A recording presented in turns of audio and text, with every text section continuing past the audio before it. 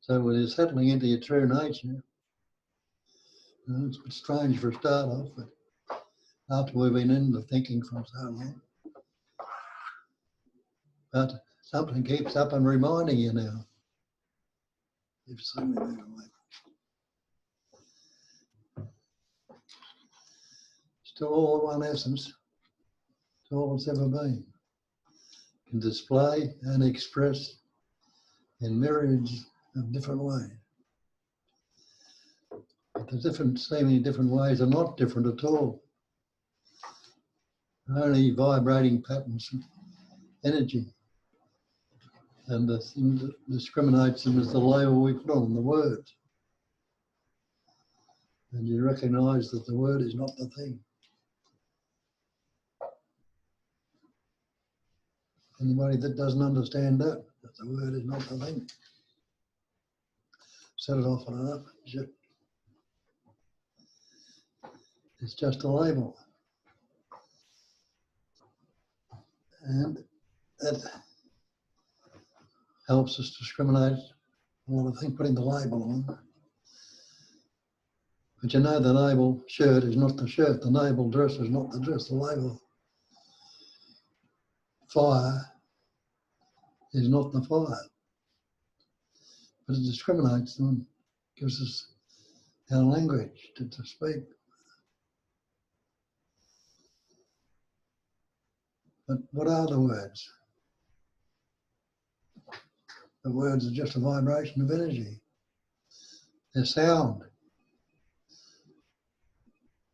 What's all noise? Sound. What's sound? A vibration.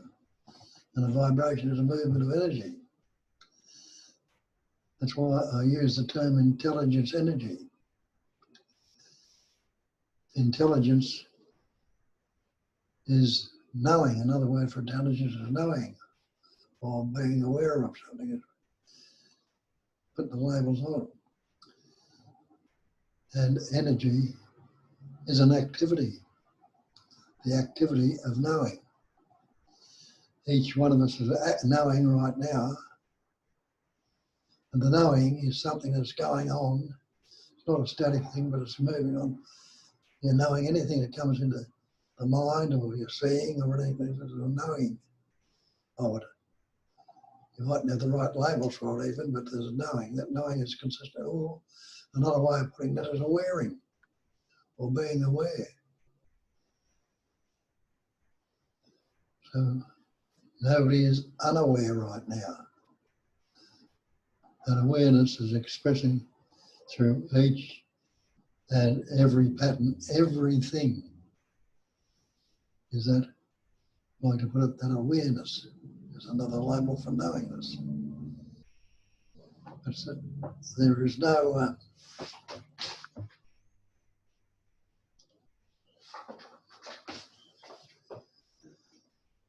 you don't have to conceptualize and put the label on it. To discriminate something, we do it. But you're knowing, there's a knowing there that every seeming thing that's patterning, shape and form is appearing on or in, or whatever you like to call it, that what you call awareness. And nobody is unaware right now. If you're not unaware, you must be that awareness. And then the consciousness appears on it. Awareness, you can't say anything about it whatsoever. It's a word we've used, the activity of knowing, but to give it some label, the consciousness has got to be there. And the consciousness is existence. The knowing that that existence is there. And that existence is utterly and totally aware that it exists. So awareness and consciousness are the same thing. But the consciousness is breaking it up into words, labels, where awareness is just what is. And what is means it's unaltered, unmodified, uncorrected. No preference, no partiality, no comparison. Leave it as it is. Let it rest in its uncontrived singularity. Get back to the singularity. What's that singularity? It's the oneness, or the onlyness. It's all therein. And that's why we say it's a one essence, patterning, shaping, forming, expressing, and experiencing as everything. And all its manifestations are things. You and I are things. And see how we've altered it all with the label or the words? We believe we are human beings. And separate, on top of that, we believe that we're separate human beings. Or separate patterns, shapes and forms. That idea of separate takes you away from the totality. There's no separation in the totality. So though it's seeming and appearing in different patterns, shapes and forms, it is the one essence, call it an essence, or whatever you like the word, appearing and expressing as everything. And you are that. But could it express as anything at all if you didn't have that body? If the life essence, which is truly what you are life, wasn't expressing it, enlivening that body, and the way it's discriminated with thoughts or words, with the vibration or the words. Without the body, how many words could come forth from it? Couldn't be any. So again, the innate intelligence has broken itself down into the body and then into the mind, and now it's continually expressing in this immediacy, and it's always this immediacy, ever freshly, ever newly, ever fresh, ever new, presence awareness. Just this, nothing else. And to tell anybody what you are, anybody aware right now, you say, no, I'm not unaware, so I must be aware. Innate intelligence, you would recognise that. If I'm not unaware, I must be aware. If I'm not unconscious, I must be the conscious. Instead of taking on the term that we are separate persons and individuals, be the absolute, because it is all absolute. Everything is absolute. What can you add to the absolute? Not one smallest particle. What can you take away? Nothing. No, it's got many myriads of different shapes and forms, different labels, different names. It's still oneness, and that's non-duality. No separation. No duality is not some big deal. It is all that there is. And even the ideas of duality and separation and all this are words we've learned. And it's all vibrating into different patterns, shapes and forms. And that's the vibration of energy, and it's constantly transient.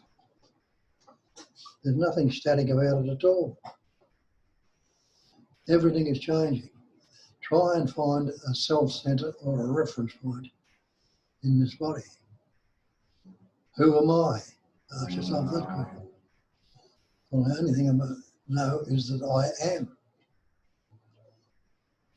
But then I say, we add to it, I am this body, I am this mind, I am this person, or concepts, which was and that's what I think it was Abraham, when the father of the Jewish people was speaking to the people under that he was looking after, and they were getting into trouble. He said, I've got to do something to keep them going.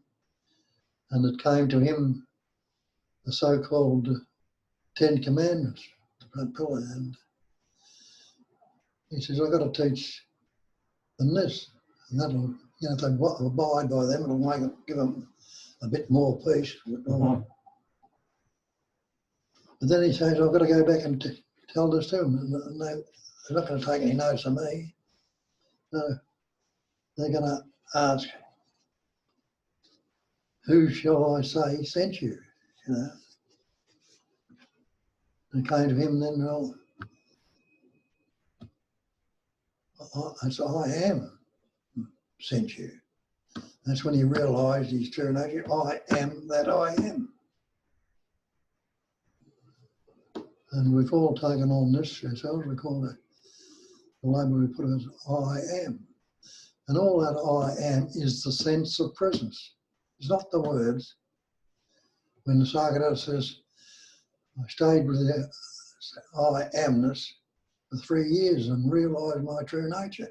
And he was coming from a point where he knew nothing about it at all. He wasn't believing anything or saying anything. So but we've been carrying all these labels and things around and had tastes of it and all the rest of it.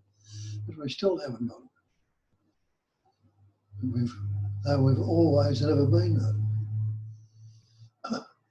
So then when he said, well, the Psychedelic said, stay with the I am, so I've got to repeat the mantra, I am, I am, I am.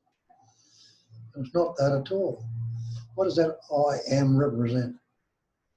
Doesn't it represent the sense of presence? You're all aware of being present right now. That sense of presence. That's the I amness, the sense of presence. And you know that already. You are that sense of presence. But when we take that, put the label of I am Bob, I am the Australian, I'm a good fellow, not so good. I am this person, I am this individual. We've isolated ourselves and separated ourselves from the totality. And isolation and separation are the problems. The sense of separation is the problem. Non-duality is not one without a second. I say one without not two, but one without the other, without any other. It's all the one. Though it appears as many, though it appears the myriads of different things you see in this manifestation, all those things are that one essence. And that's the amazing and wondrous intelligence of it all. To see this manifestation, see this world as it is, and all the things that are in it and the way it's functioning, doesn't it imply it's suffused with an innate intelligence, innately already there? You don't have to learn it, you don't have to acquire it right now. You know that you are. You can't say, I am not. You are that pure being. Innately already you know. What you are, you don't know. We don't know unless we've recognised it, because we've taken on board that we are these bodies. We are these minds. We are this person. Person's another label they put on it years ago, coming from the Latin, I think it was, persona. Persona meaning the mask. So that's the disguise we got on, this mask of concepts. That's what hides us from seeing our true nature. The belief that we are separate, we are individuals, we are persons. And have a look at the definition of belief. Belief's not the actual. We've seen so many things out there. When you've investigated them and seen them, you see them as false. You can no longer believe in them. Can you go down to the ocean? Did you ever believe you'll get a bucket of blue water out of it? You won't. Look at the space that's in that room you were in and the space in the sky. The sky appears blue. It's the same space that's in the room. And where's the blueness in the room? It's not there. The rainbow. How solid are the colours in the rainbow? And so it's just the sun shining through the mist onto the background of that seemingly blue sky. In the distance it seems solid and like a big cone over a big, what's the thing? I forget the term. Over here.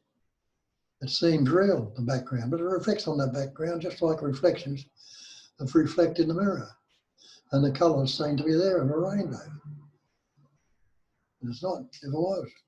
I've got a crystal sitting in this window here, and the sun shines around to the west here in the evening.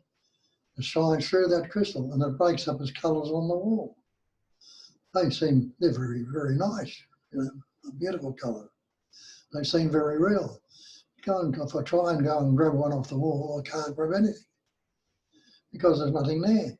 It's only an appearance. Yeah. And look back and trace it back to investigate and look back into the crystal. The crystal, even though the sun is shining through it, it's still clear. It's only got to shine through it before it can reflect and break up into colours. So you can't say it's not there, but you can't say it is there. Now these things that appear, a lot of the things that appear in this manifestation are only appearances. And again, your dictionary definition of appearance, or a phenomenal manifestation, the definition of phenomena, is that which appears to be. So it seems real. Now you look in a mirror and you'll see your image in the mirror. And look in that mirror and you'll see it's totally full of reflections or images. Totally full. Though there might be seeming space in the mirror, that space is a reflection in it or an image in it. So it's not separate from it. And all the other things that are appearing in you and me are images appearing in the mirror. So we just images appearing in this space like awareness. Seemingly solid, seemingly substantial, seemingly real. So you can't say an image is not there. But go up into the mirror and try and grab your energy out of the mirror. And you can't. So you can't say it is there. So again, it's appearance that's seemingly real. Until investigated, you know that's all it is, an image. And you're going to get in still water, clear water, you'll get an image in it, anything with a background on it.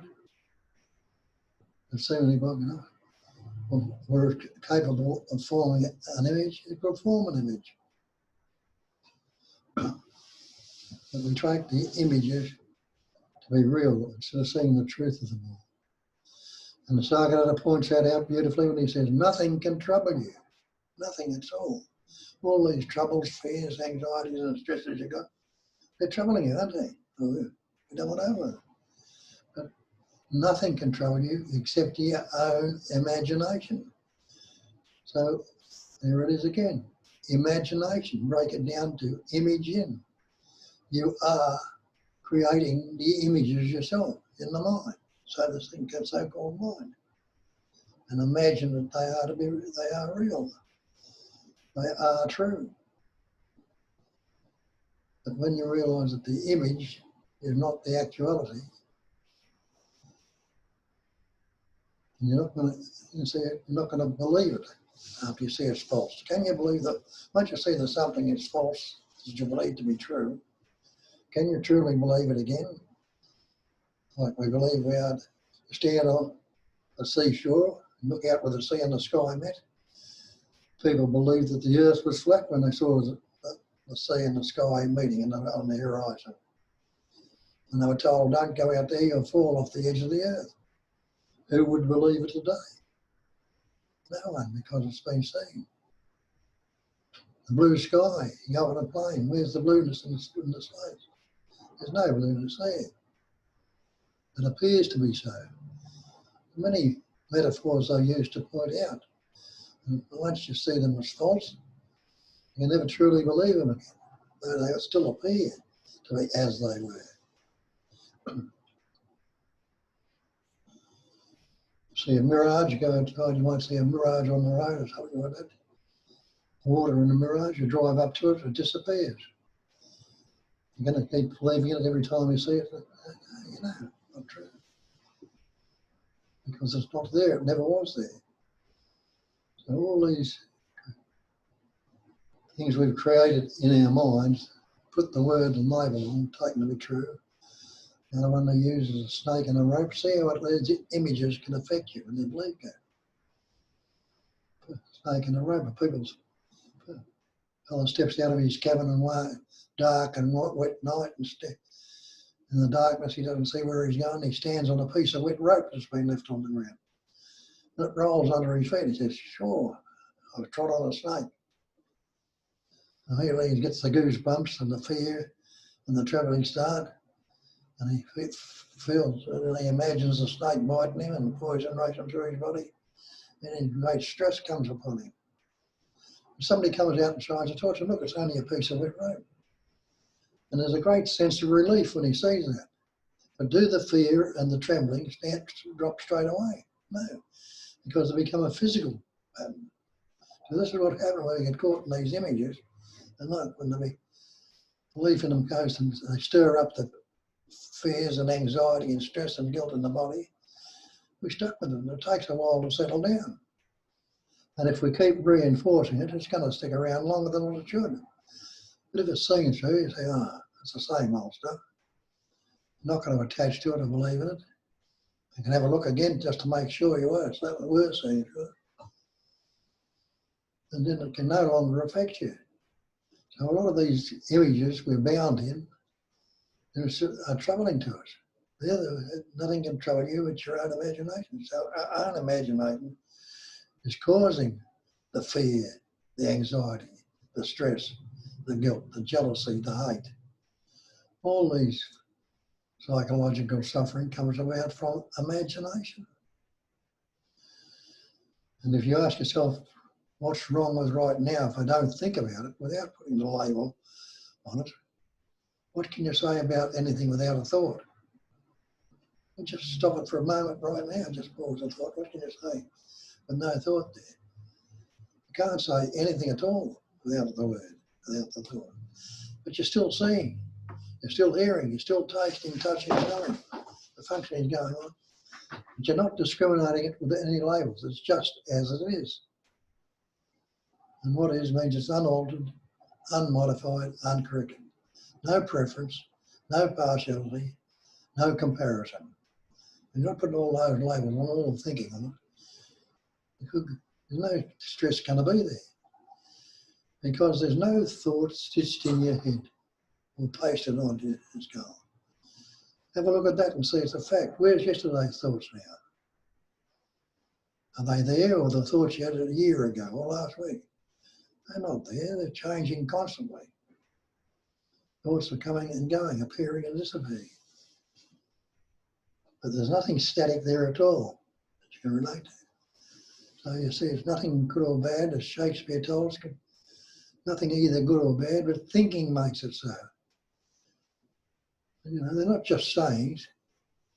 When you look into them, nothing can trouble you except your own imagination. Nothing either good or bad, but thinking makes it so.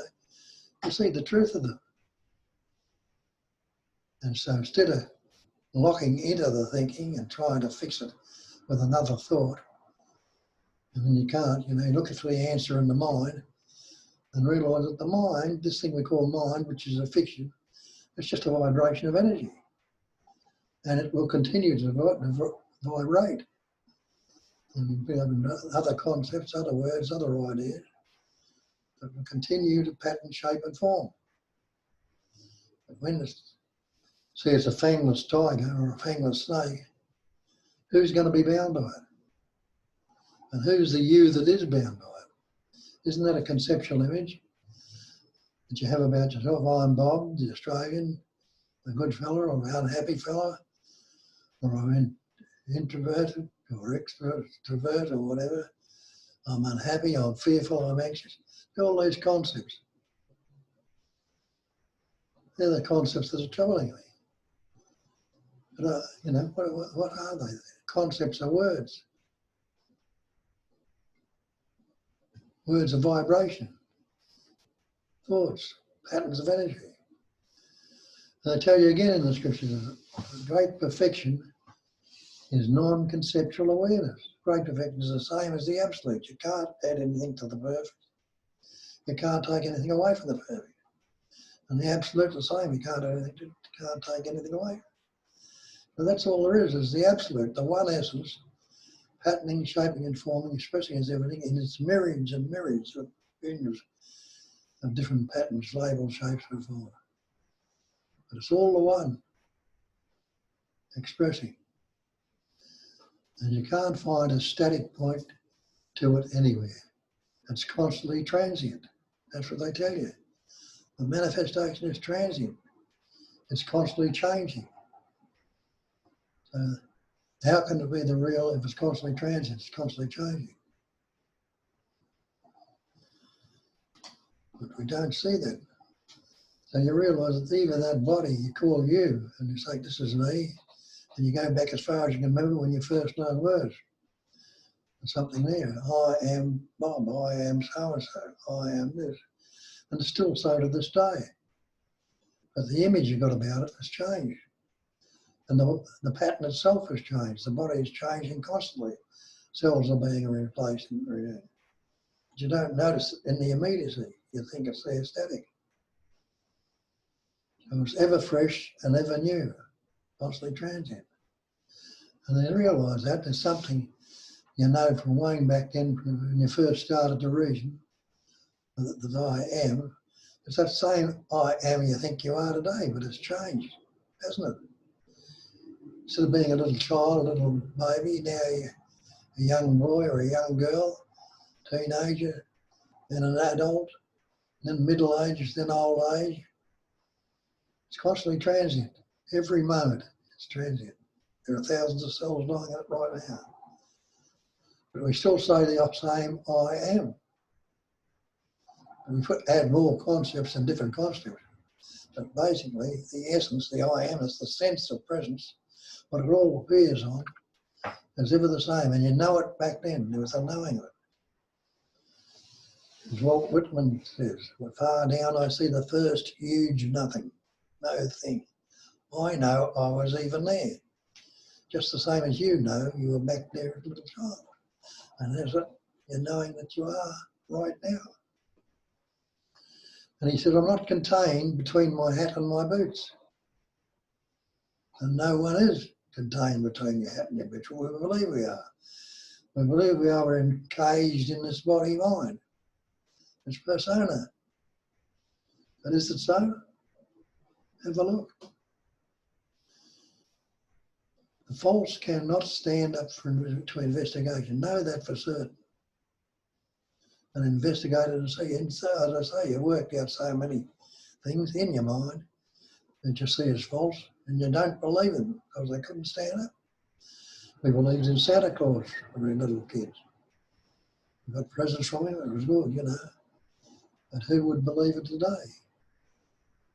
We wouldn't believe it today, but we still do it for our kids because you know it gave us pleasure when we were kids. It's going to give them pleasure. Well, they'll soon see through it. And we're not doing that today. And you know it never was so. And we think we see a sun rise and the sun set. When has the sun ever risen?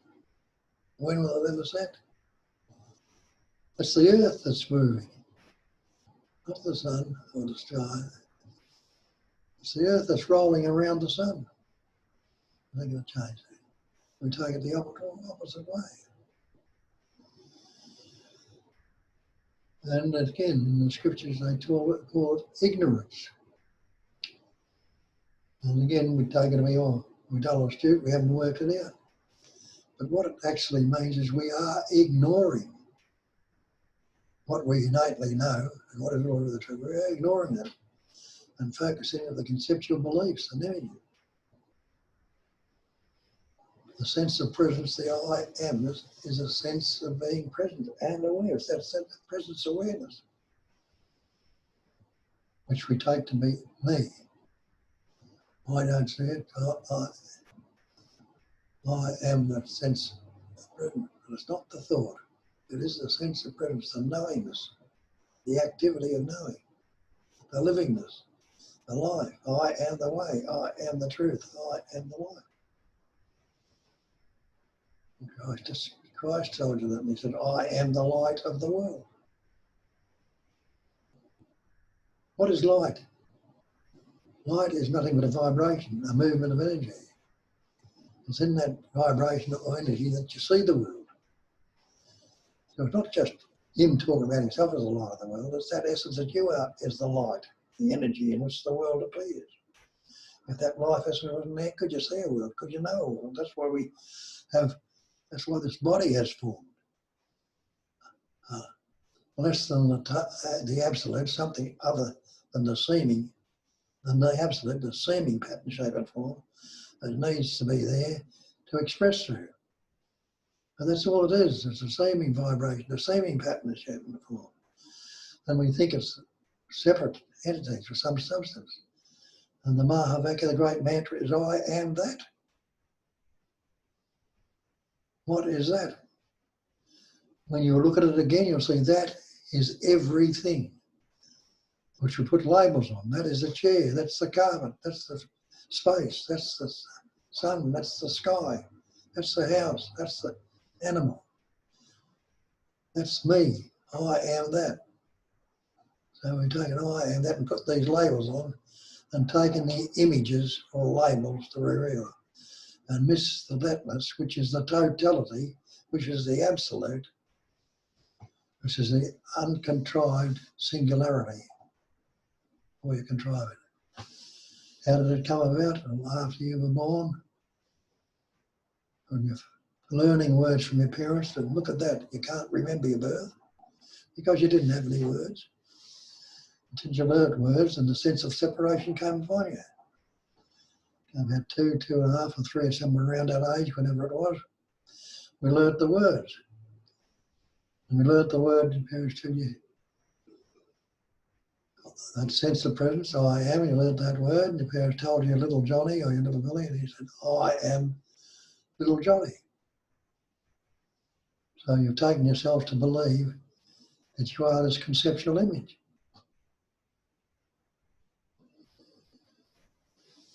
Not realising that I was representing the sense of presence and awareness. Now you're taking it, you are this body mind, I am this Johnny. And the little child starts to reason. That's when the capacity of reasoning develops in you, when you learn words. Your useful capacity. You worked out so many things in life. And lots of things we haven't been able to work out. Maybe you can't work them out because the answer's not there. But look somewhere else. Learn so many words and see the word's not the real. And instead of putting the I am onto this body mind, that's what I say, that sense of presence comes out of I am Bob, the Australian.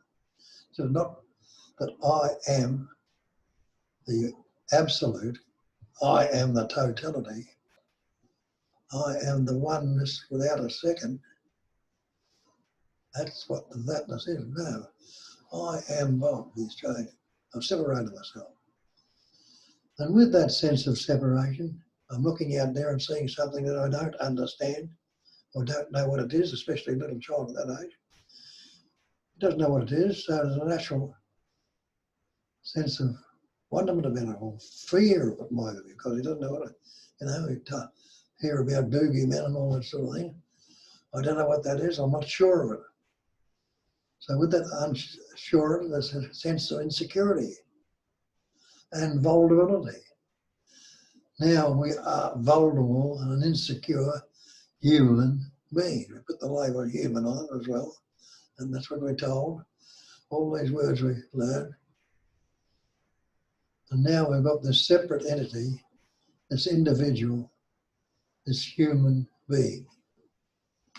Now if you question that and say, if you believe, we're told there's a greater power there, there's a God there, and they're realising that it is that also, there's only that.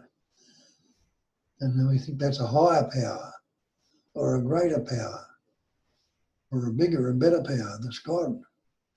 And we've got to become a God to get out of this patterns of energy we're in.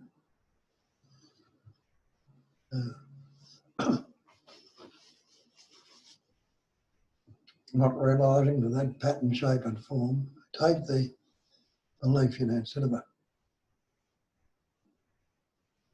Take the human off the human being and take the Supreme supreme off the supreme being. We call God the supreme being, the greater power. Right? Take the word label off, supreme and the word human off. Try and separate the beingness that's there right now. And you realise the chair you're sitting on is being a chair. It's a label we put on to differentiate it. The room you're in, the space of the room, is being space. It's being the walls, being the roof. Go outside and everything outside you is being this and being that. Being, it's all that, but being the different labels we put on it to discriminate it. And the word not being the real, none of the labels are real.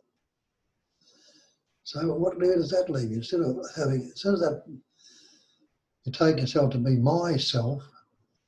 When they tell you in the scriptures there's only one self, there's only one Atman, there's only one self. And it's a self that is self-shining, it's self-aware, it's self-knowing. It's that self that's expressing as all these different things. But it's only that self. But we take it now to be the personal self. Me, Bob, this is the self. Me, body, this body, mind, entity, I'm the self. This is my self. Not the one self, but my self. Who's the me or the mine? That's what we form when we learn to read. We form a sense of meanness or I-ness, an ego. We formed an ego. And we take this ego to be what I am.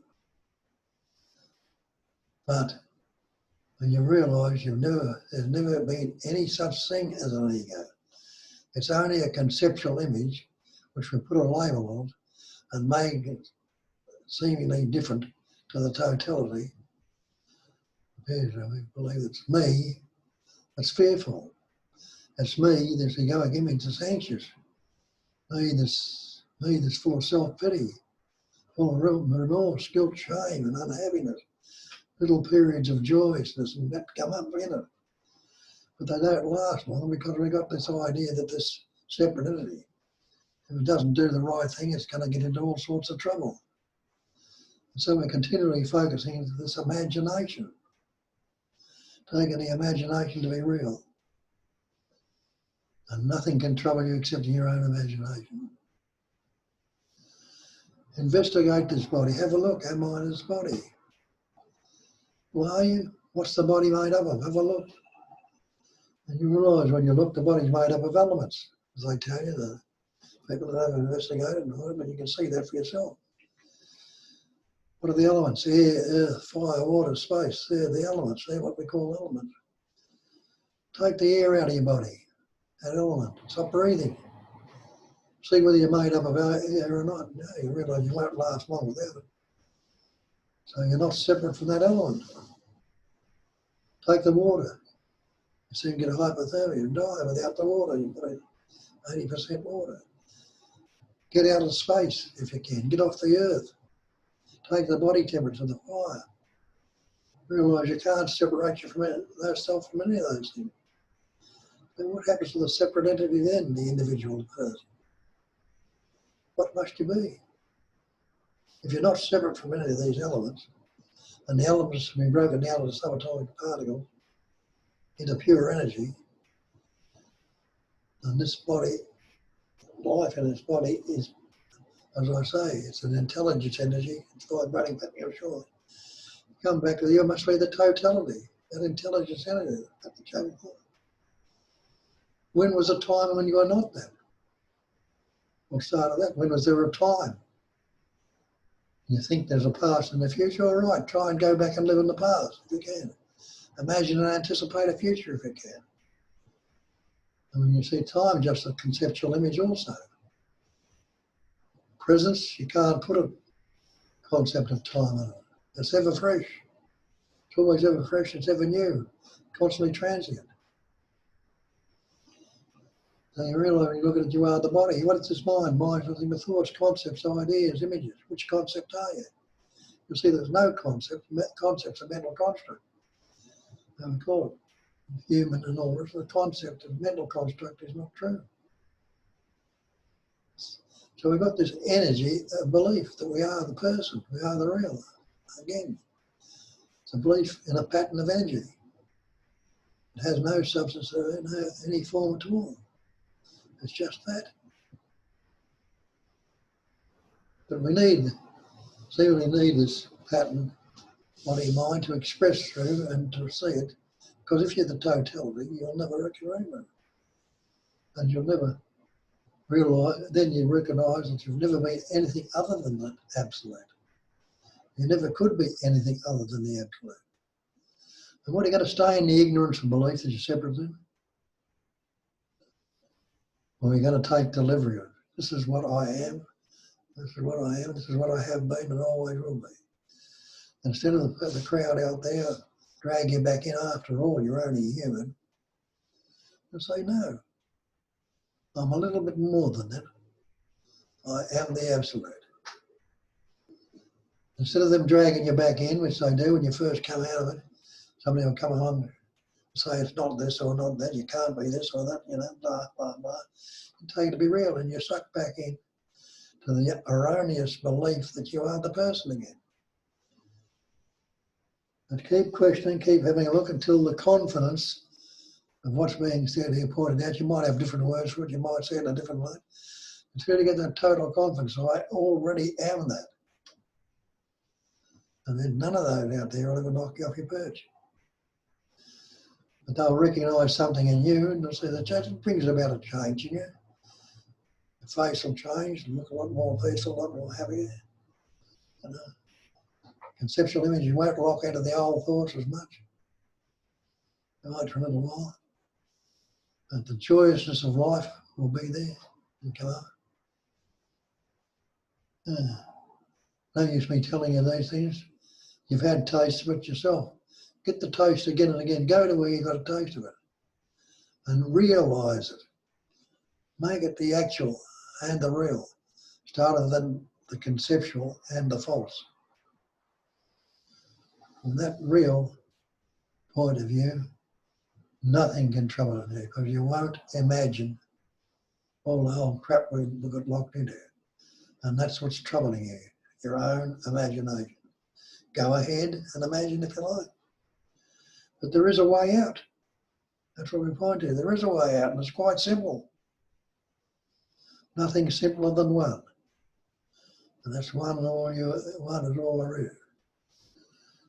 The thoughts, the feeling, the emotion, everything that appears in it is still that one essence.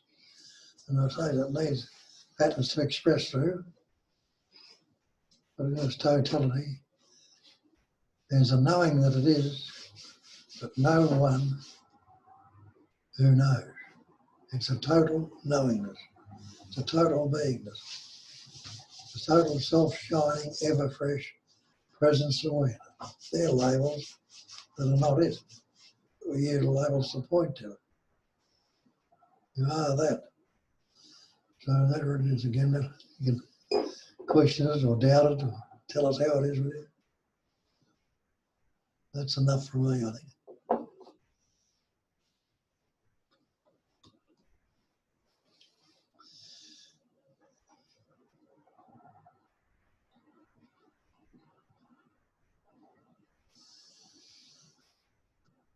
Don't hesitate to ask anything if any doubts or anything's come up. Because if you're not asking, who's going to answer? And what are you going to hear? Unless you do it for yourself. And something in the replies might be right on the ball even with the reply. But if there's any essence of truth in it, to resonate with that which you're already looking for and already knows it. And is it that resonation, then you'll see that the oneness that you really are.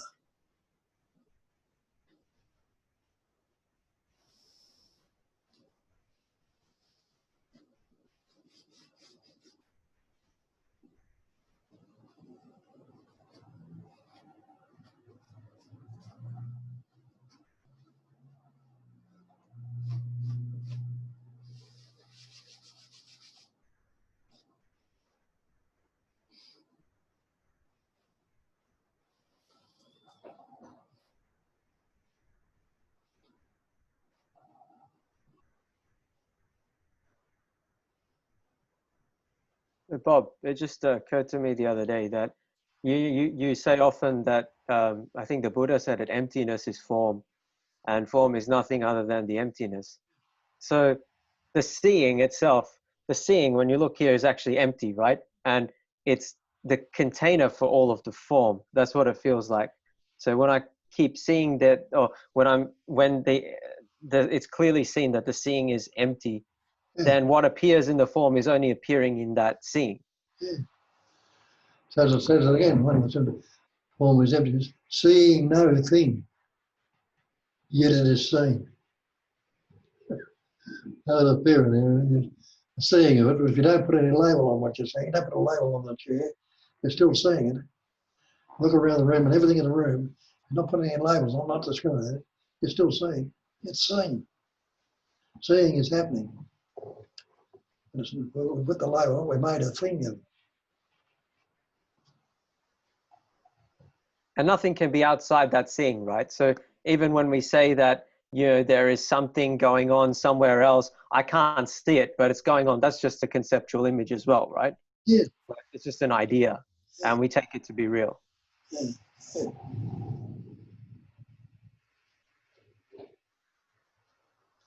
Yes, the seeing, the hearing, the tasting, the touching, the smelling, the thinking, the feeling, they're all the actual functioning.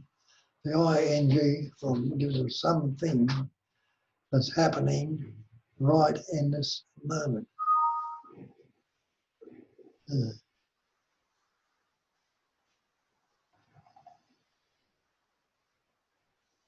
But when we say I see, we form a subject.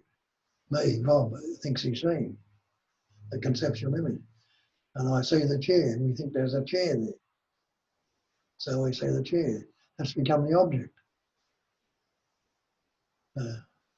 Subject, object, and dualism. And they're both, Can there be a subject without an object? It can't. Can't be an object without the subject. So it's all non-dual, but it appears to pattern and vibrate dualistically. But duality itself is a fiction. There's absolutely no duality in no duality in non-duality. It's all one. Just the same as there's no day without night. What is day and night? Night's just the absence of light. Day is just the absence of the darkness. Still the one is. Vibrates in a different way. Yeah. Nice sunny day. You'll say, I'm going out to sit in the sun. Anybody ever sat in the sun? You wouldn't last too long if you did. You sit in the sunlight, the light of the sun, the energy of the moon. How much light has the moon got? None at all. It's the sun reflecting into the moon and gives off that light.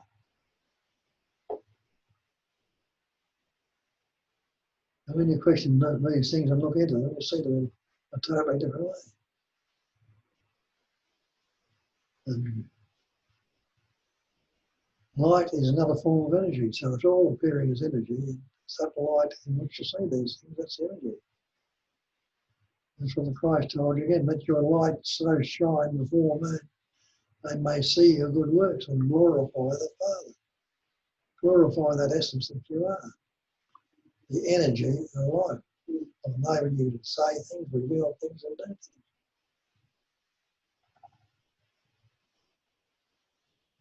And he said, I am the light of the world. And that sense of presence is the light or the energy in which the world appears.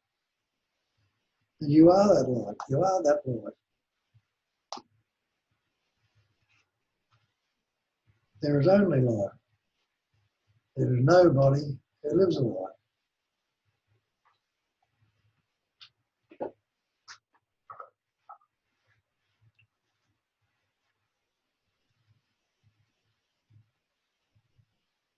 And when you see that, Bob, even the activity of thinking is something that happens in the immediacy.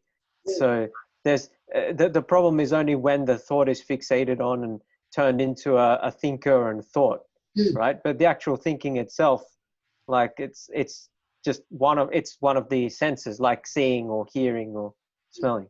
And it's spontaneous. What's your next thought going to be? No idea. We think, but you don't know what your next thought's going to be. Thoughts will arise. Now, where are they coming from? They're coming from the essence that you are. Where all the thoughts, feelings, and emotions, you are that. Yeah, I find that a useful pointer. So sometimes if the thinking, getting caught up in the thinking, I'll just stop and say, where are the thoughts coming from? And then just look to see the place where they're coming from, and it's empty. Yeah. And that's very clearly seen that there's nothing there. Good. That's it. Keep doing it. And anything that needs to be revealed might come up as a thought will let you know. See, it's a different light. Thoughts can be very useful, but they're very self-destructive when we put the energy of belief into them. Because it's a bliss thought that tells me I'm not good enough and I'm fearful after all. It's also the thought that says, I haven't got it yet. I need to do something. Yeah. This is still not it. There has to be something more. There has to be something else. I think I still need to do a little bit more to get the full picture. Yeah. When's that going to happen? That's when you're believing in a me that's there, that has to get something. When do you think it's going to happen? In future. In the future? In the future, yeah. We're going back into time again. Yeah. I want to see what time is there if you don't think about it. Is there a past if you don't think about it? You can't say there's a past unless you think about it. What's wrong with right now if you don't think about it? You can't say anything at all. What conditioning is there if you don't think about it?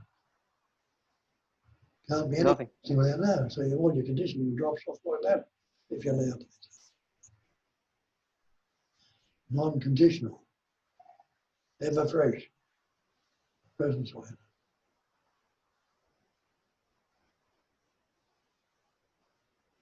So even this idea of conditioning is something that's given fresh energy in the moment. It's never, there's no actual, because there's no time. So you can't say that there's something there that's conditioning that's been there for a while. Even that's false.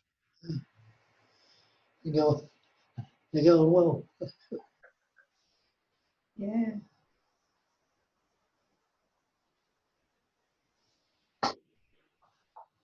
Yeah, I'll say it too, Rohan. You are doing a wonderful job because you are putting the pointers in your words the way you understood it.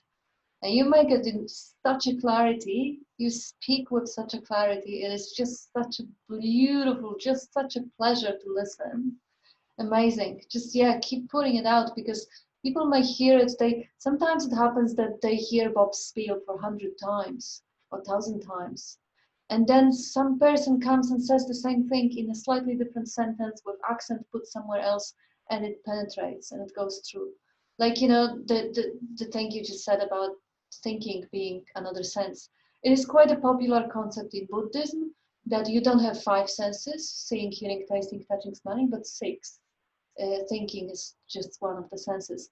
And it's quite evident when you really realize how much you are sensing your thoughts rather than thinking them. You almost, you know, for people who are mostly auditory, they actually hear the inner dialogue.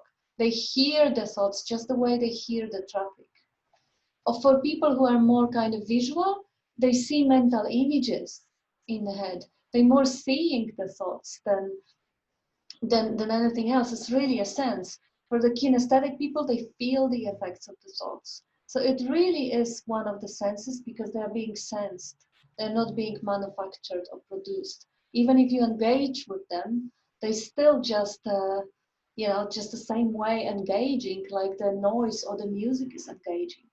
You hear the music from outside or the conversation from outside and it engages attention. The thoughts in the mind can engage the attention, but they are being sensed. This is really powerful to look through and again reiterate, give it back to people because that is understood. There's no need for battle with thinking anymore. Just the same way you're not battling with the traffic passing by or the radio going on. There is no need to resist them or reject them. because they're just part of the landscape. And what freedom in that? And also, Yeah, yeah. I was going to say, no, what you just said about being able to see things, visualize, yeah, I get that a lot. So a lot of things are visualized, and I realized how much I've actually not been actually seeing the world at all. What I've been seeing is this mental image that's overlaid on top of what is, and thinking that to be the real thing. It's you lived my whole life like that, you know. When you see a face, you're not actually seeing the face. You're seeing all of the impressions, all of the, you know, then it goes back into, oh yeah, you know, I haven't seen this person in a long time, and you know, I remember last time we met, and but you're not actually seeing it then. It's like you've been blinded by this. Yeah. Yeah. You're not seeing it fresh and new. Very often, whatever is seen already comes so closely ingrained with "I like it, I don't like it." Just you see something, and straight away there is a judgment around it, whether it is pleasant or unpleasant, or likable or dislikable, or how it compared with something else, or how it aged or didn't age. It just comes so closely mingled with the image that, yeah, it's the world that is constructed, it's the world that is overlaid on the mystery that is completely, it's always available there, but it's just too close to see, because that image clouding, that personality interpreting everything that shows up, yeah, it's so habitual. But there is no need to pacify it or to do anything about it either.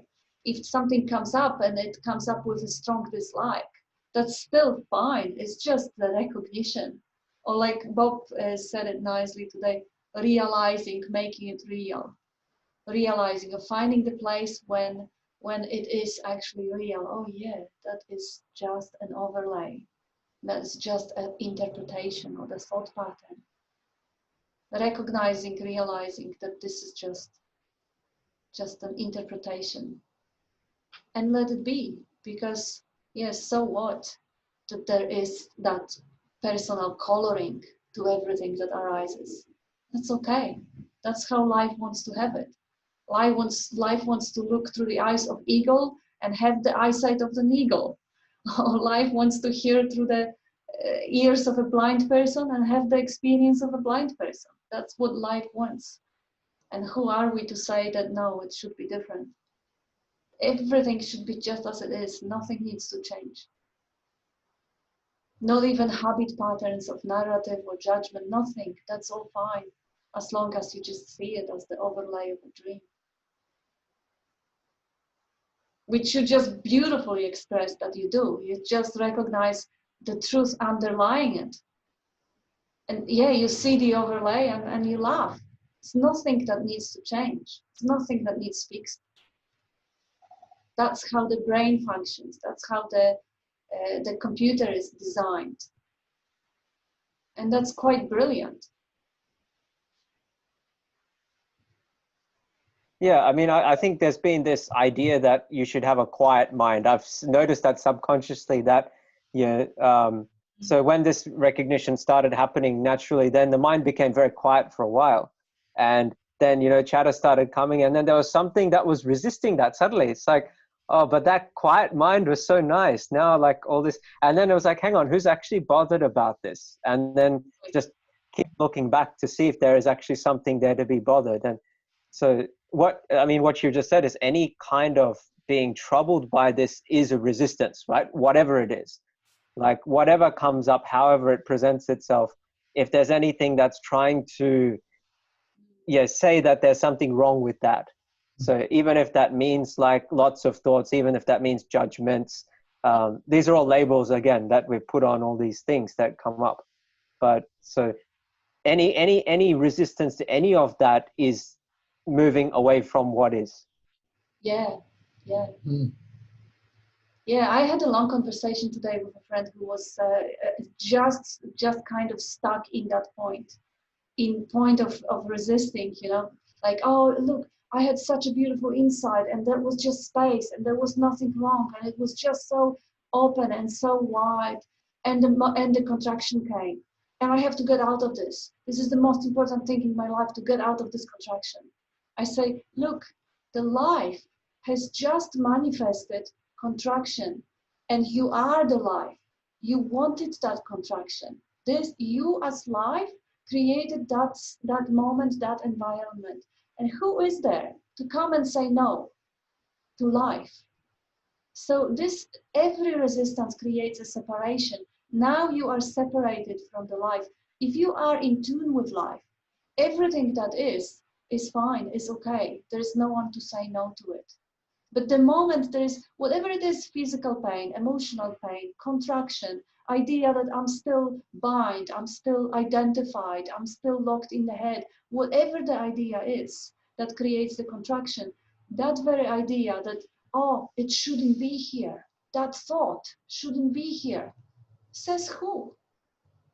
Says who? This, any resistance to what is reassuring, reaffirming the separation. Now life says we have this, and somebody else came in the picture and says, no, we don't want this. Who is that? Who is that who doesn't want that? Is there anyone there? Or is just another thought floating through the sky? Thought saying we don't want this. It is just that doesn't have any entity inside. It contains the word I, or the word we, but it doesn't mean there's anyone there in the thought. There's no one in the thought. It just, unfortunately or fortunately for the success of the thought, it contains that. Yeah, that's sort of the way the mind functions. It's always vibrating in the interrelated opposites. So if we think we like one end, that's why I call it the one end. There's no stick that's got one end. Each stick's got two ends to it. And we like one end and don't like the other, but it's still the same stick. So all these thoughts have come up: the good, the bad, the pleasant and painful. We like the good. We don't want the bad. We constantly try. See the rule of one essence. As Shakespeare said years ago, nothing either good or bad. The thinking makes it so. Yeah. Nothing can trouble you except your own imagination. And the way the mind functions is always dualistically in the opposites. I say in nature, there's always that equator there with a safe. Like to go to the South Pole, you can't go any further south. The next step will be north. Go to the North Pole, you can't go any further north. The next step will be south. Where do they meet? At the equator. Now, why would they call it the equator?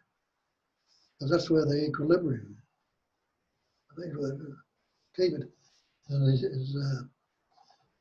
the Sangha also puts it, when I know I am nothing, that is wisdom. And when I know that I am everything, that is love. They're the opposites again. But between those two, my life is constantly flowing. So it's either going to be one or the other, just not wisdom and love, but everything has its opposite. But see, it's, yeah, I say it's still the same stick, you know. Yeah. Yeah, nothing and everything, they kind of feel like they are two opposites, but they're one and the same thing. If there is nothing, that's kind of, nothing can be added, nothing can be taken away. Everything, it's just the same. Nothing's excluded. Like, yeah, it's one and the same. It's just a different way of saying the same thing. Yeah, the old Hindu scriptures would say it's smaller than the small and larger than the largest. Yes. And, you know, that obviously to the mind can't grasp that, what that means, but it's saying the same thing. Yeah. Yeah, in Zen they are saying that it is so small that nothing can be contained in it. And it's so large that it cannot be contained in nothing, in anything. So they're both impossibilities, like zero and eternity, they're impossibility for the mind. Therefore, it is just so brilliant as a pointer, because mind can't picture it. So naturally, mind has to get out of the way.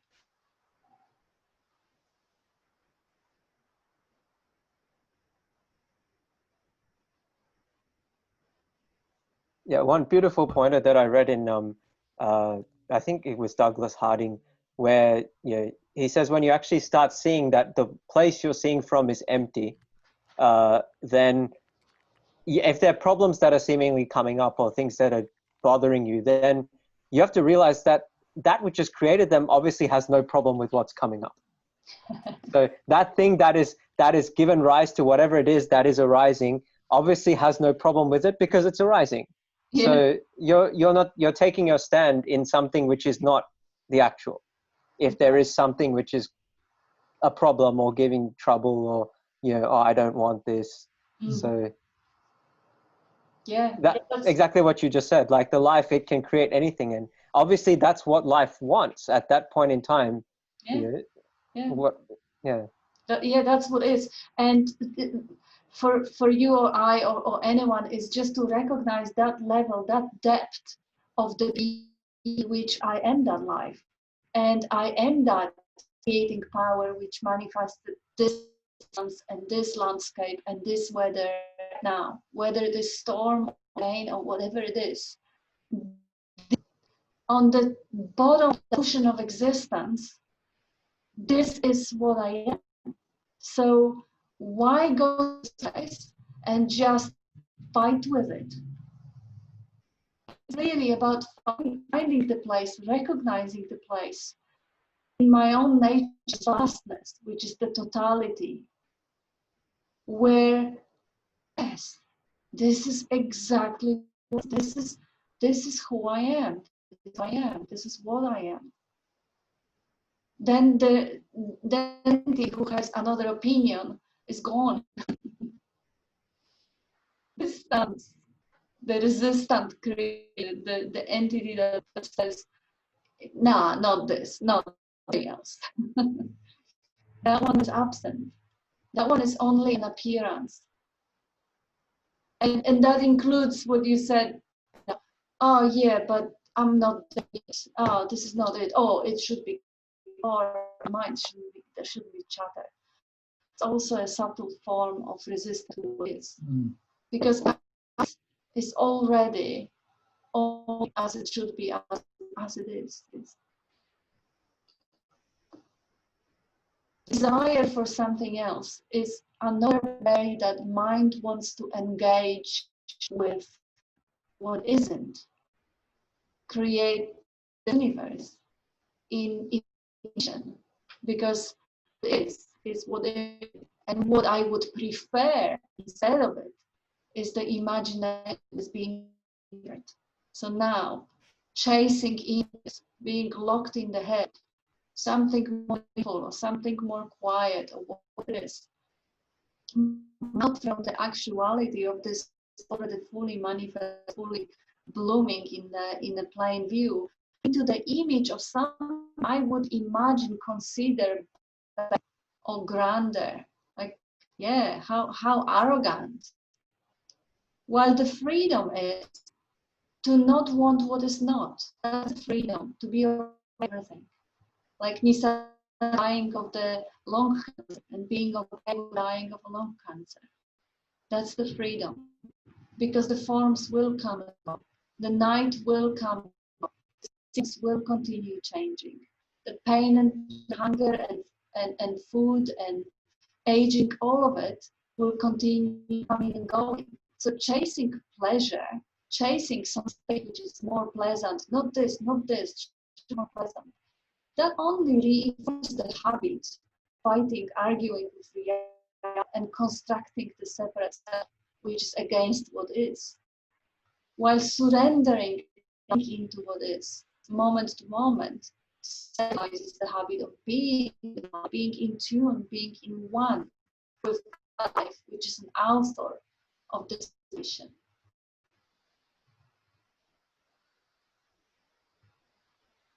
But it can't be forced. If the resistance is there, the resistance is there. The resistance is to just be recognized as another wave, another pattern.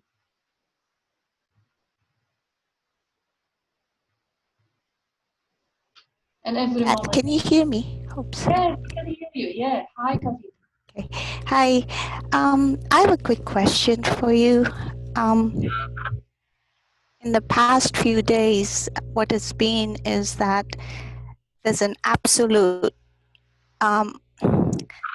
there's no iota of doubt that the only thing that's going on is the knowing and the seeing, and it's just the functioning. Yet there's this niggly-piggly, fictitious, character made of concepts, ideas, and, all the things that were learned after the age of 2, in that says, that has a dialogue that, although that is so there, the experience is not there. And watching this so-called fictitious character or entity saying this in terms of trying to create a doubt, you know, it's like a mental thing that keeps popping up, and noticing it, like saying, putting the light of whatever the light is on it, to not resist it, but just kind of watching it. Can you kind of go into that a little bit? Maybe you've already addressed this question, several times, but I seem to be kind of, caught in that little net. And although, like I said, the seeing and the knowing and the functioning that's going on is clearly seen as the only thing, yet there is this residual, whatever it is, it could be a thought or could be, I don't know. I really don't know. Thank you. Yeah, so it's up, just as you say, it's the residual, and it's seemingly going on. And it's been going on. The habit pattern was reinforced for years and years and years. And it's not, you get through it, but then it seems in the background. I look and see. This is the time to look again. Now, I saw through it the other day, and this is, who's it happening to? Happening to me. I'll see if I can find the reference. Not something to whom it's happening. Who are you that think it's happening? Is that what you are? Or are you just the happening? And also, if there is an movement towards that residual, maybe somewhere subconsciously like it.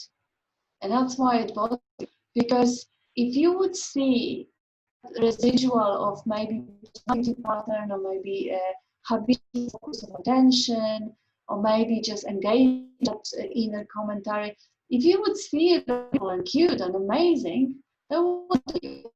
But this idea that, oh, maybe, yeah, it's not complete clarity because this is still obstructing it, this is still a vague cloud or something dirty, of course that would be painful. But if you saw it as part of the functioning, that, the personality is there, I tell you, Bob has personality. He's got very, very beautiful, very gentle, very kind, and very loving personality. Very unlike that which he had 60 years ago. More than 60 years. He was an alcoholic with anxiety disorder. He was crazy and violent and mad. But there is a personality. I'll give you a brief description of the features of personality, of his favorite music, or his foods, or his, residue. Oh my God, I am, it is there. That's the beauty. That's something that is really sweet. Even the way attention travels. And I'm always looking up the sky, the clouds, and Bob always looks at the construction, passing cars. Even that's where the attention focus is there, because that's how it is, and it's nothing wrong. Who would want to do it? Why? Is part of personality is not body mind, part of who you are.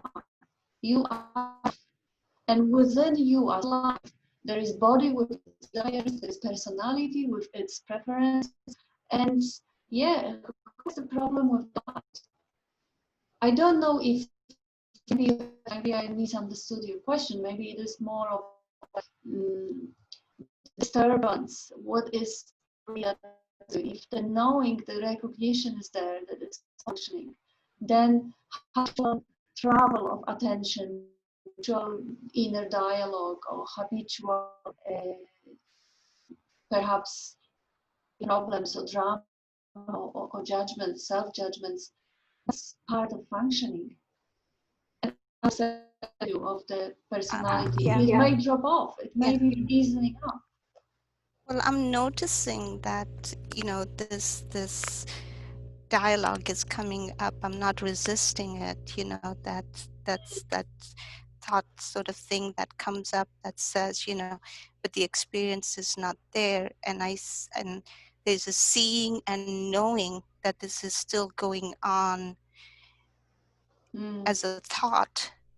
And I'm not resisting it. Yes, there are all the other attributes that are coming up. I love chocolate, so I'll go to the chocolate and eat that, or I'll get a cup of tea, or I'll get some cookies, or I'll take the dogs out for a walk, or whatever it is. But the constant knowing and seeing and the functioning of the walking, the functioning of whatever's going on.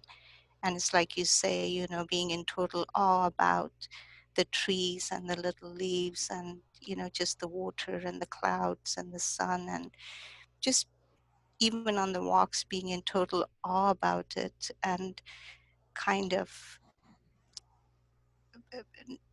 seeing that, but seeing that as part of the totality, not as separate from the seeing, knowing per se, but from time to time, this thought from a thought, it's a thought from a thought that's coming up, and the absurdity of it is like the dog chasing its tail, but the noticing is happening, the seeing is happening, the knowing is happening, that this is kind of this circular thing going on about, well, the experience is not there, you know. And it's like, you know, there's also this asking of question, what experience are you seeking?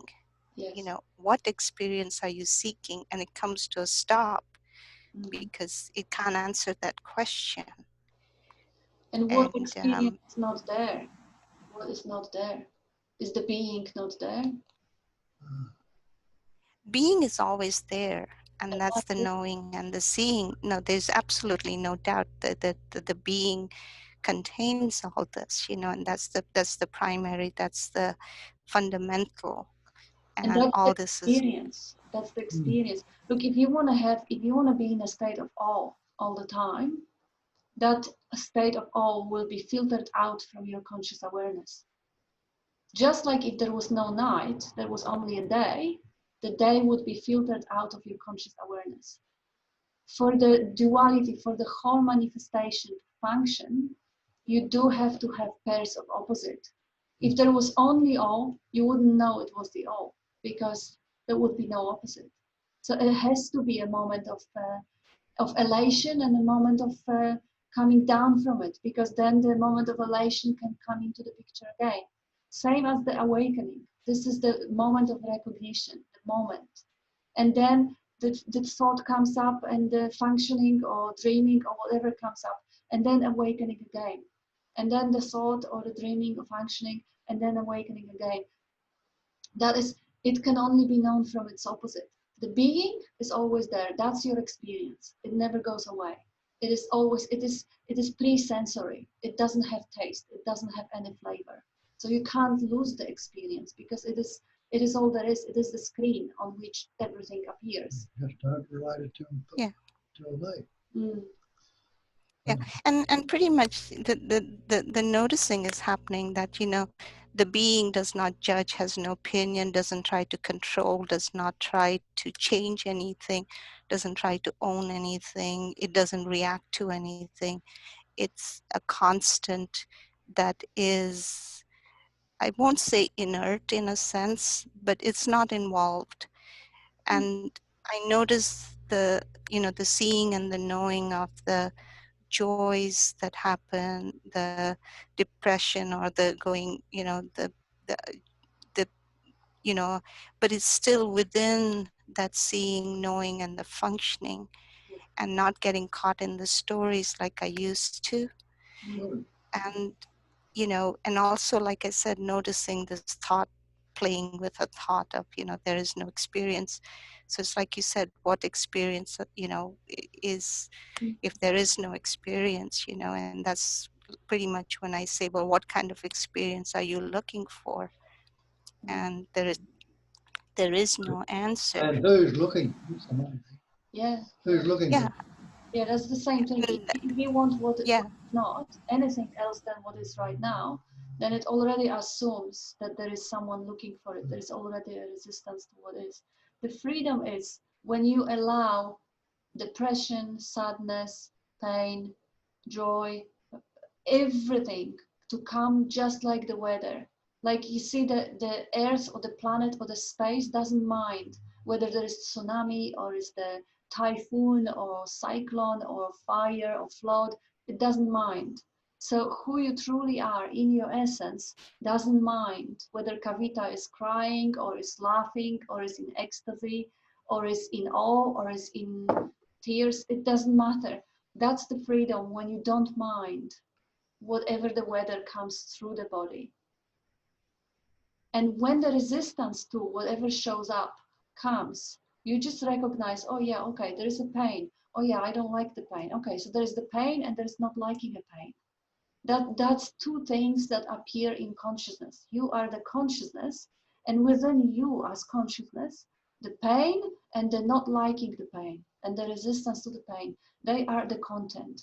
So when you see everything what appears as the appearance, as the content, you see it from the freedom of being consciousness. It doesn't mean that now suddenly you will enjoy the pain. No, it's no way that, there is a joy in freedom from resisting it, but there is no pleasure in pain. It's just the joy of freedom of not resisting it. So when the commentary comes, or the mind is loud, or there is no, that's better for the moment. That's what life is presenting for the moment. And it will change because everything changes. That's why it can be experienced, it changes. Now, when you Yeah, say pretty much noticing. Oh, I'm sorry, Bob. I don't mind, you're not minding. And if you're not minding, it's just as it is. You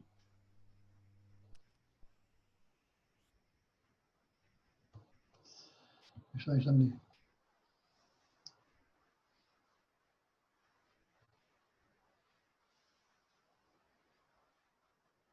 Will Kavita on it? No, what I'm saying is that, can you hear me? Yeah. Yeah. Okay. Basically, the seeing and the knowing that the content is constantly changing. It's not stable. Like Bob says, from moment to moment. By the time you look at this moment, that moment's already gone, and the new one's already started. So the content is constantly changing, but the being is not, and is the seeing and the knowing is coming from the being that's not involved at all. Is just watching, I guess. I'm using terms that doesn't really explain what I'm trying to convey, but that's the best I can do in terms. No, we're doing good. Yeah. And pretty much there's that tranquility in just noticing the resistance, noticing the pain, noticing, but also there is that comfort in knowing that this too shall pass. it's not going to, including the joy, elation, or whatever it is, that this too shall pass, you know. And just there's a comfort in it instead of resisting or anything. Of course, there are times when resistance will come up. There are times when, you know, oh, you know, bummer, why did this happen, you know, and then it doesn't last like it used to. There's no story that's created. It's just like Bob says, you know, it's just life. There's only life, and it's just moving along, you know, like the river flows. But I, I just wanted to clear up this one little niggly-piggly thing that was going around, like a dog chasing its tail and popping up from now to then, you know, and it was just like, okay, I've got to ask this. I know it's a silly question, but Good I question. just thought, It's yeah, a good but, question because it is a but question that happens to everyone. And thank you for saying it, speaking it up, because not everyone even feel confident to ask questions. And this is important to bring it up. It's not just your, it will be everybody's questions. I had that for many, many years. And if you're recognizing the resistance, it must be from the resistance. Yeah. Otherwise, the resistance is conflict. Conflict makes you uneasy. Resistance, conflict, and disease. And the recognition of it, you must be seeing it from its opposite. If you're totally resistant, you don't know. yeah, and one of the things I noticed was that even prior to asking the question, you know, the heart was beating a minute a mile and the hands were warming up, and it was just like noticing it, and then noticing that there was an entity that was kind of involved in, oh, what are they going to think of me, quote unquote. And again, it was the seeing and the knowing part from the beingness, and it's just like, so who's going to be embarrassed about this? Excuse me, can you stand up? And I just laughed. Yeah. You know, I know it's silly, but it was just funny. That's beautiful. And the whole heaven's going to drop off. You realise no one there to take it on. And you see that habit. You see how it plays up. You see how habitually for all your life, when you were supposed to speak in public in front of other people, there is actually a survival instinct attached to it, which comes from the evolution of the human consciousness when humans were living in the tribes or villages, and they were speaking up and they were rejected by the tribe. They would be removed from the village and eaten by the wolves or tigers or bears. So that instinct has its role, it has the place. So to have that anxiety coming up before you speak is natural. That's part of our human inheritance as that human form. But the way you describe it, it actually shows that you already see the pattern. You see the pattern, so you are the consciousness, and the pattern is the appearance in the consciousness. So it wasn't you anxious about what they will think of me. You were the witness of the little pattern of anxiety and the thought coming and saying the whole rehearsed, long, lifelong mantra, what will they think of me? So it wasn't the personal element. The moment you actually see it as the appearance, it's not you anymore. It is an appearance. It is an object in consciousness. So you already seeing it from its opposite, from the point of completely impersonal space-like awareness. And it's beautiful to actually notice all those, because somehow, somewhat, you have to see them for the last time before they go. That's how it appears to be. You see them, you see those patterns, those little anxieties, those little concerns of that poor little me. You see them and you laugh, and they become unimportant. They stop serving a role. They stop protecting you, because now you see them for what they are. So you don't need them anymore. As they are seen for what they are, the role is over. So you may see it a few more times and just give it a hug. just, yeah, send it a kiss. It's such a sweet little instinct that its intention is to keep you safe. It's another appearance of love. Like, oh, of course you don't want to be judged, you don't want to be rejected. How sweet, how loving. That's a really beautiful way of putting it. But thank you so much for spending the time to answer that. I just, but like I said, it really helps to just kind of voice it out and just get it off the chest, sort of thing. So, but thank you so much, Bob and Kat. Thank you. Love you both, really. We Thank you love so you much. too. Bring some more. Well, thank you. Thank you. It's wonderful. It's wonderful to get into this meeting. So thank you so much. Well, thank you. Remember, it's a two-way street. Yes. Otherwise, we just sit in silence. How much nicer it is to look into the detail of that beautiful manifestation. And we do need some prompts for it.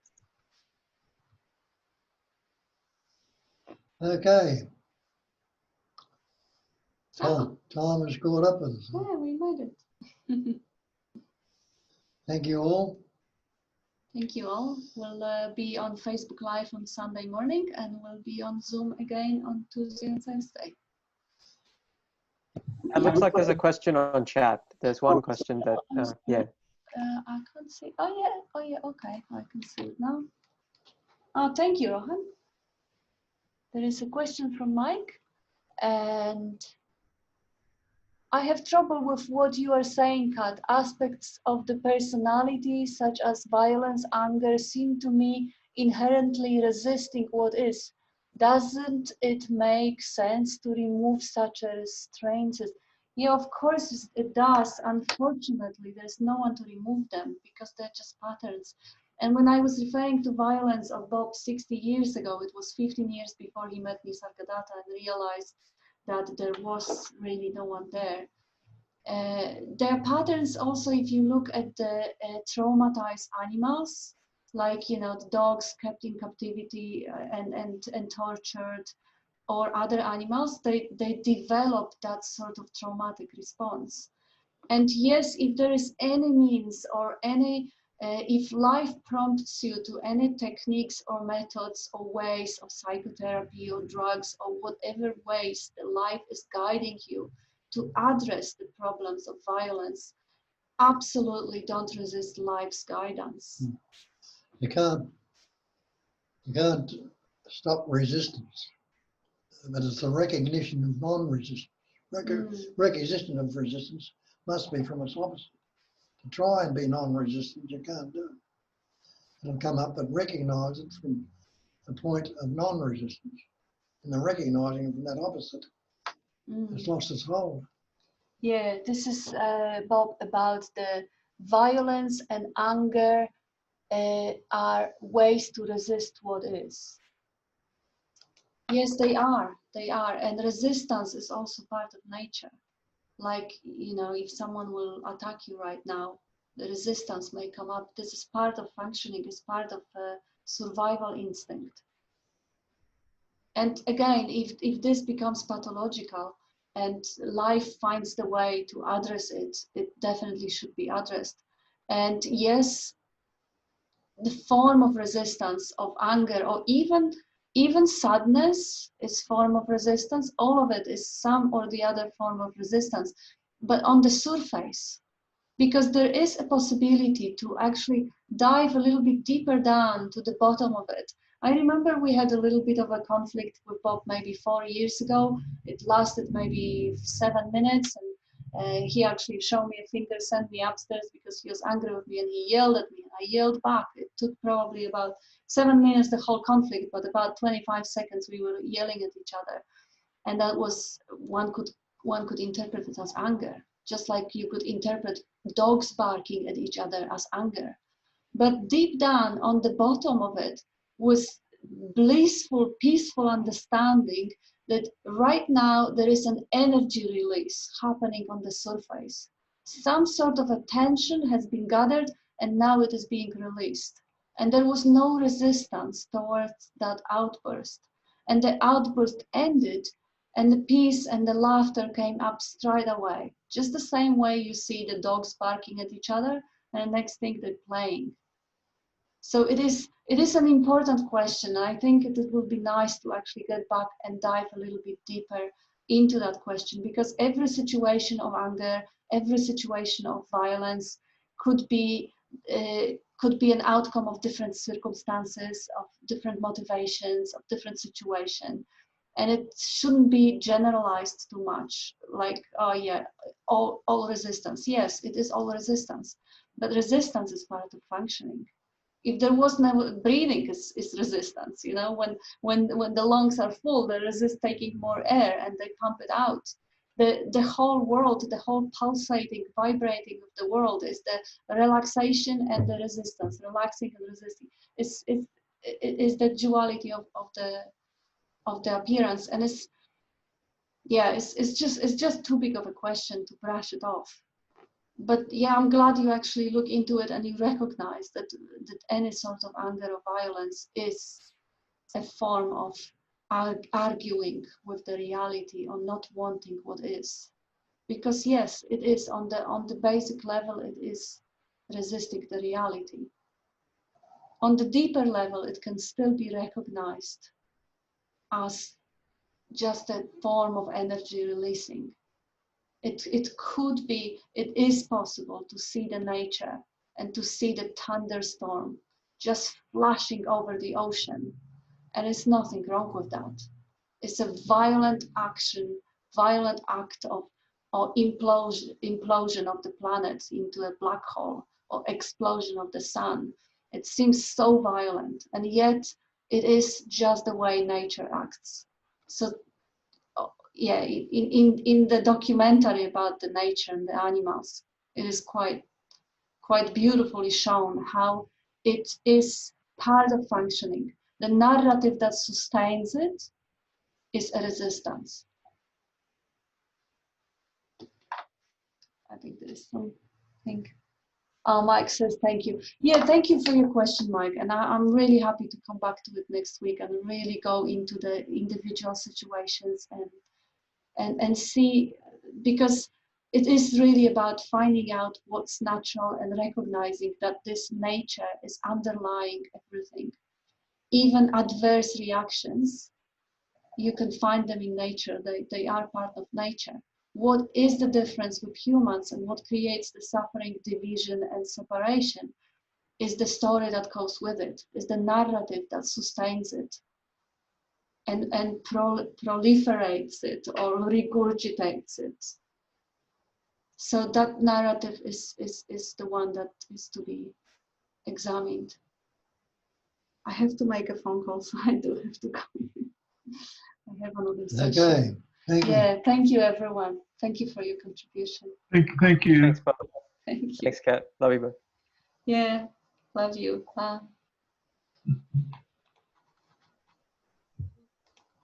Thank you so much. Thank you, Bob and Kat. Thank you, Yeah. Megan. Bye.